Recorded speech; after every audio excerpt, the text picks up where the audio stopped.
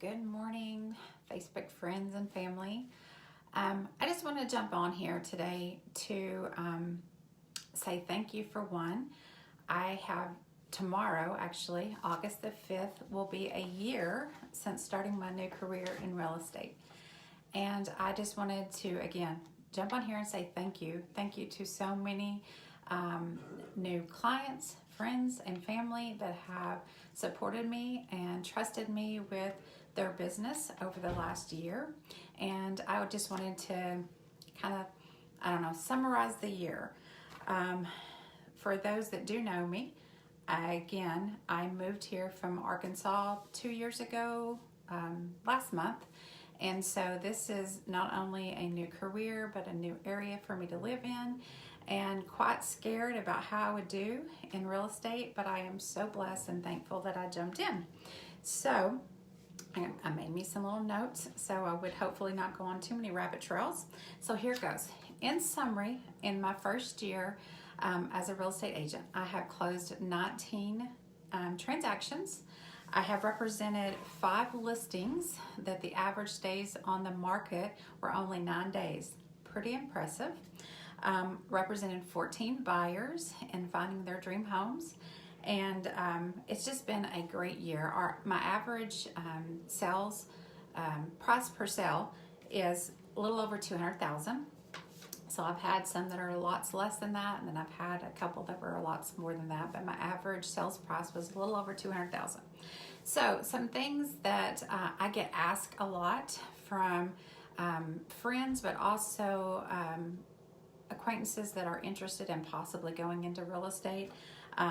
They always ask me, if I would have known today what I knew whenever I signed up, what would I do differently, or what would I wish I would have known?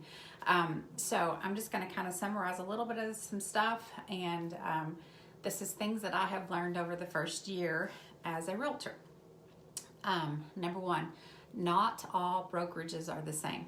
So you can see my sign behind me, Century 21, Goodyear Green here in Edmond.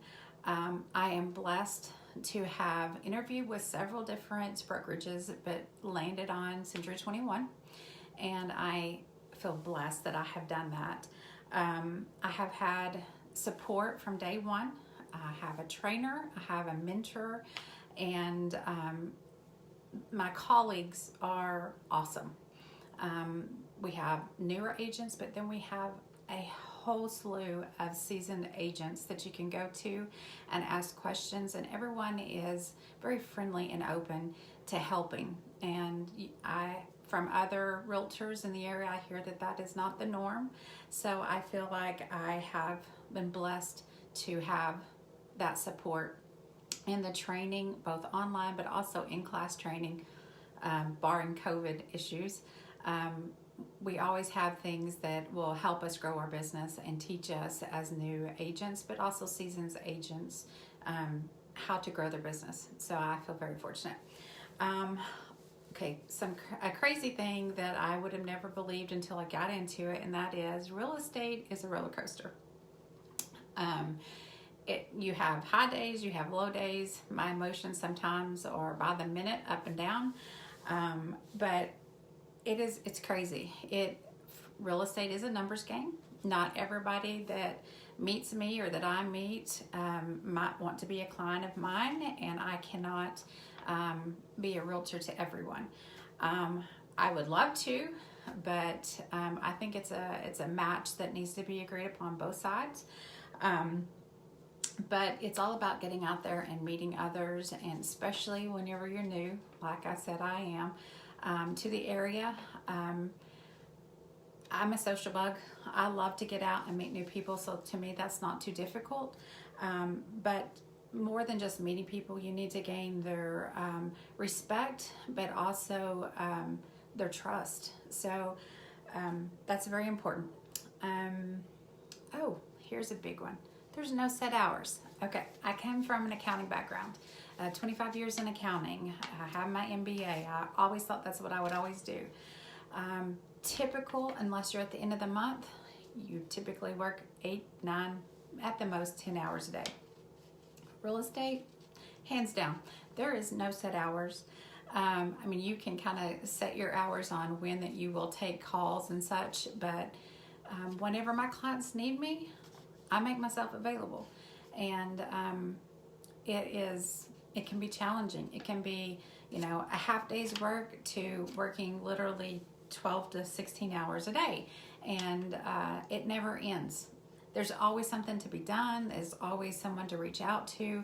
A transaction has so many, it's like a tree, many branches that you have to keep going. And when you have several transactions going at one time, which is always the goal, you can be spinning plates. It can be very challenging, and definitely a multitasker is very much important, and there is no preciseness, I should say, to real estate. One question I asked really quickly within the first few months is there a pattern to this? Yes and no. Yes, in every transaction, you have to do a certain number of things to close a transaction, but every transaction is different. I kept asking my broker, is it ever going to be the same? No, it's not. You're dealing with new people, new situations, new locations, different cities. I mean, it's not the same. So there are like I kind of referenced, there are multiple parties in a transaction. So a lot of people just think that it's a buyer and seller, and then they have their agents. That's just the tip of the iceberg. Yes, those are one of the most important parts of the transactions, but there's buyers and their agents, there's sellers and their agent, there's the title company, there's the lenders, there's home inspections, termite inspections, there are appraisals, or an appraisal, hopefully only one. There are just so many, and then of course your brokerages that you work with.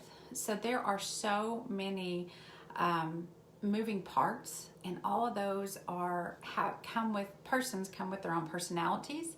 So you have to be able to adjust to each person's different types of what they like, how they want to be communicated with. But it's a moving parts. So just because you get a house under contract, which is a big celebration point, you really can't celebrate until you go to the closing table. So many things can happen along the way, be it good and bad. So it is definitely a roller coaster. Again, continuous learning, because no transaction is the same. Every transaction, like I said, I've closed 19 in my first year. I've learned something different in every single transaction. If it's the person, if it's the buyers get to choose their inspectors, and the lenders that they use. There are so many multiple facets of a transaction that you learn on every transaction. So there's nothing that I can't say. I've learned a lot, but I have to say that there is so much more that I need to learn and will learn along the way. Again, I feel so blessed. I jumped out on a limb, chasing a desire or a dream of mine to be a realtor. I didn't know if I could do it. There's so many insecurities, you could say, in regards to being a realtor. You're self-employed. And hey, Cindy, thanks for watching. There are so many things that you can't project. I don't have benefits. I don't have, insurance and vacation and everything that I've always was accustomed to being in corporate world. So when you step out and start your own business, and it is a business, there's a lot of, it could come with a lot of fear. And I have to say that, yes, there have been fears and insecurities and highs and lows along the way, but I have to say that God's truly blessed me and my business, and I am so fortunate to have taken the chance to step out in faith, and God has richly blessed me. I love what I do. I love being a realtor, and hopefully along the way, this will add value to those that come in contact with me. I would love to help others that are maybe interested in joining this field, or that are already in the field, and we can support each other, because there are so many realtors that have become my friend, and we have so much to add to each other. And again, I think now I'm rambling so much for notes, But thank you so much for watching today. But thanks so much for your business, your support, your encouragement. And I look forward to another successful year in 2020. Have some pretty big dreams and hopes. And I hope to be an accomplished realtor for many years to come. Thank you guys for watching, and y'all have a blessed day.